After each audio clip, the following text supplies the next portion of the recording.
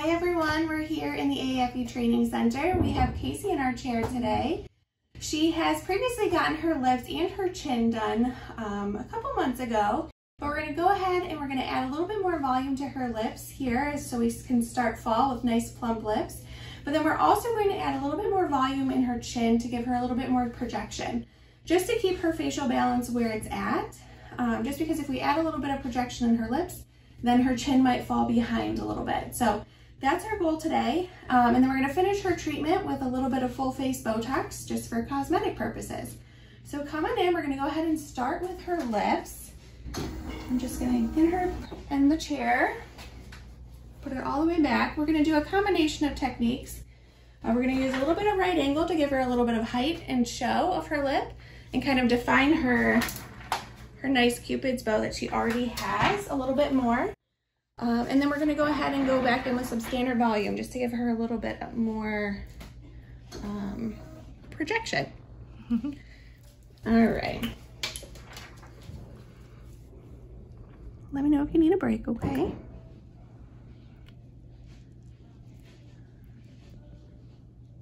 So our right angle technique is just taught in either our level 3 filler course or in our master lips course.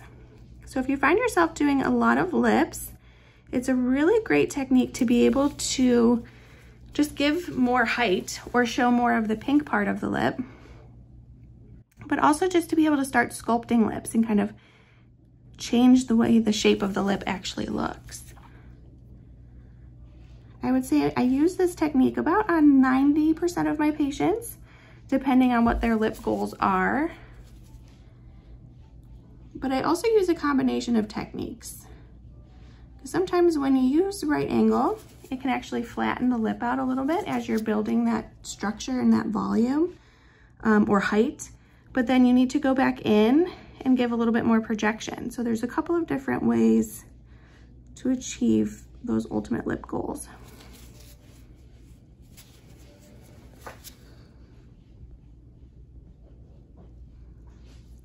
And we've previously numbed her with a topical lidocaine tetracaine cream. So it's pretty well tolerated for patients. It's still a little bit pinchy, but she is an excellent patient.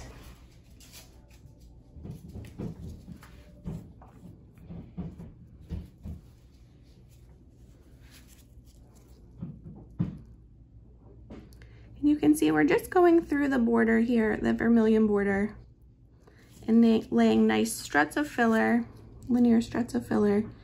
And I'm using a smaller ComfortTac syringe because we want to maintain that border as best as we can. The more times you go through that vermilion border, you're breaking that barrier. And so the last thing you want is to make your patient more prone to migration. So this isn't a technique that I do every single time. You know, I might do it every couple times they come in to get their lips, depending on the goal. But it really just gives that nice, like, peaked Cupid's bow, which she already has. So we're kind of just maintaining that shape. All right, I'm gonna sit you up just so we can make sure we're even.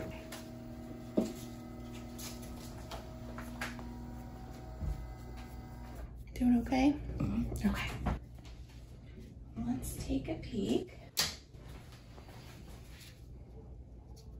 So pretty. And go ahead and smile for me. Perfect. Okay. Now I'm going to go back in and do some standard volume.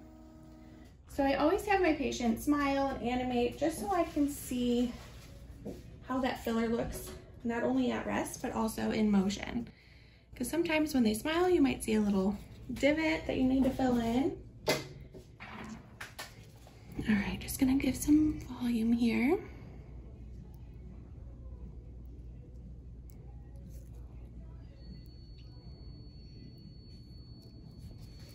And our standard volume technique is taught in our level 1 filler course. So it's important that you're not only just using more advanced lip techniques, but you're also going back to those basics to give the perfect lip.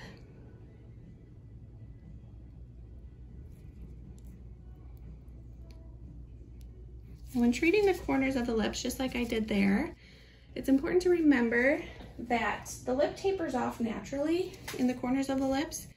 So you don't want to fill too much in the middle here and then have nothing in the corners, because then you'll see it when they smile, they'll have like a little divot that needs to be filled in. But also you want to taper off your filler as you reach the corners, just because it will maintain a more natural appearing and more aesthetically pleasing lip.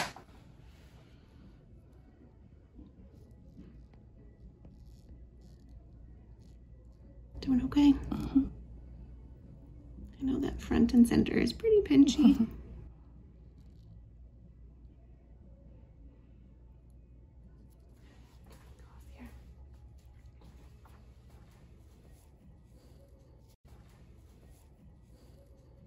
And we've previously talked about what Casey's lip holes are. You know, she likes that more 50-50 lip appearance. Naturally, our bottom lip is about 2/3 bigger than our top lip.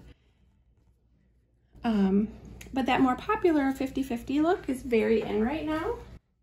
So it really just depends on what your patients are looking for.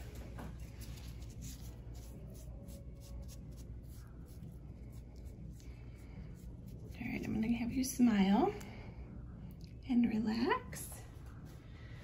All right, and then I don't like to massage too much before I'm done, just because it can make the lips swell a little bit more, and then it's a little harder to tell where you need to add a little bit of filler. So we're gonna smooth out any lumps or bumps at the end. So I'm gonna move down to that bottom lip just to give her a little bit more of that 50-50 appearance. All right, go ahead and turn towards me. Perfect. And open just slightly. There you go.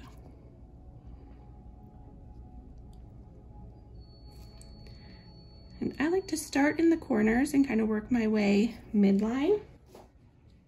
Again, I start with pushing less product in the corner and kind of moving and pushing more towards the center. Again, it's going to give you a more natural appearing lip. And also giving a little bit more product in the center is going to give you more of that kind of like pouty bottom lip.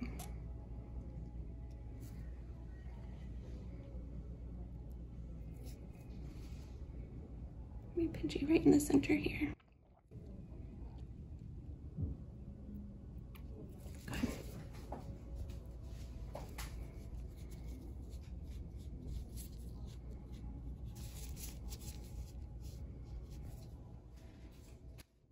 Use a little alcohol just to clean everything up here.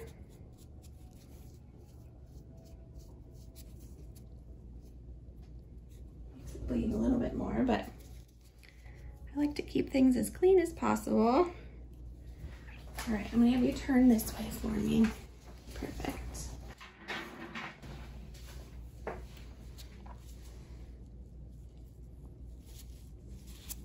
All right, open just slightly for me. Perfect.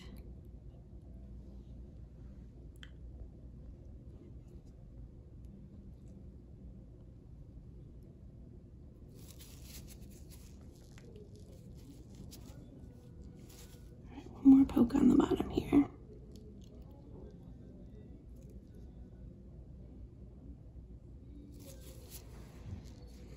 All right, so now that I've kind of filled all throughout, I am going to go ahead and just smooth out everything and perfect add any filler anywhere I feel like I might need a little bit extra. Go ahead and open just slightly for me. I'm gonna massage the bottom lip first. It's important to remember as well, if you have a patient that comes into your chair that might just want a little bit more volume on the top or just a little bit of volume on the bottom, you still need to give a little bit in both lips, because these fillers have hyaluronic acid in them. So the job of the filler is to hydrate from the inside as well. So if you don't do the other lip, it's gonna just look like a raisin on the top or the bottom. Go ahead and open slightly. Perfect. And here I'm just applying some nice light pressure and just kind of molding that filler where I need it to be. If you feel any lumps or bumps, you want to just go ahead and smooth those out. It's completely normal to feel any lumps or bumps for the first couple weeks after they go home, but you want to try and avoid it as best as you can.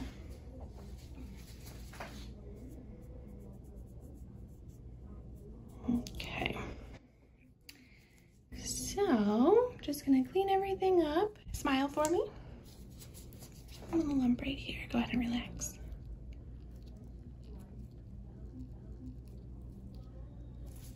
Just smoothing it out. All right. So I think I'm gonna leave them as is, and we can revisit in 2 weeks. I'll let you see. Okay.